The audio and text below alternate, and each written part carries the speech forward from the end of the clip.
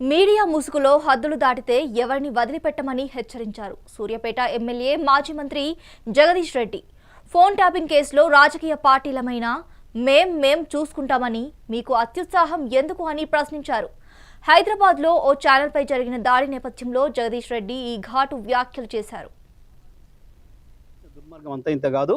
కేసీఆర్ పైన కేటీఆర్ పైన మీరు చేసిన దాడి ఒక హేయమైన దాడిని చేసింది. ఇంకా బుద్ధి తెచ్చుకోకుండా ఏందో అవాకులు చెవాకులు వెళ్తున్నారు. పెట్టుకుంటారా మాతో మీరు? రాజకీయ పార్టీలుగా మేము చూసుకుంటాం. కాంగ్రెస్ ఏమంటుంది, బీజేపీ ఏమంటుంది, ఇంకో పార్టీ ఏమంటుంది, మేమేమంటున్నాం, మేము చూసుకుంటాం. మీ బలిపోయింది, మీ అహంకారం ఏంది? మీ ఇష్టం వచ్చిన మేమ్స్ పెట్టడానికి ఏమనుకుంటున్నారు? ఎక్కడ ఉంటున్నారు? ఎక్కడ బతుకుతున్నారు? ఎవరు తిండి తింటున్నారు? మీ మనవాళ్ళేమనుకుంటే యువతలో ఉన్నది మనుషులే కదా. లక్షలాది కోట్లాది మంది ప్రజల హృదయాల్లో స్థానం సంపాదించుకున్న నాయకుడి గురించి కదా మీరు మాట్లాడుతుంది. మాకు రావా? మాకు తెలియదా? మా త్యాగాలు చేసిన చరిత్ర మాకు లేదా? మళ్ళీ కొంతమంది త్యాగాలు చేస్తాం, ఏమవుతుంది? ఉంటారా? ఏ బలుపుతోని, ఏ అహంకారంతో ఎవరిని చూసుకొని ఈ ప్రేలాపన? ఒక్కొక్క అక్షరం రాసే ముందు ఎంత జాగ్రత్తగా ఉండాలి, ఒక పదం మాట్లాడే ముందు ఎంత జాగ్రత్తగా ఉండాలి. ఇప్పుడు నేను మాట్లాడిన ప్రతి అక్షరం పూర్తి కాన్షియస్తోనే మాట్లాడుతున్నా. సంవత్సరం ఓపిక బట్టి కేసీఆర్ మీద, కేటీఆర్ మీద మీరు నిన్న చేస్తున్నది ఏంటి? నీది మీడియానా?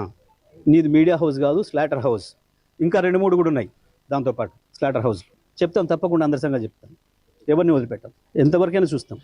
మేము ఇదే పద్ధతి కొనసాగిస్తామని కనుక మీరు అహంకారంతో పోతే మా పద్ధతులు మాకు కూడా ఉన్నాయి. తప్పకుండా ఈ స్లాటర్ హౌస్లో పనిపడతాం. ఎట్లా ప్రజలతో శిక్ష పెంచాలో వేయిస్తాం.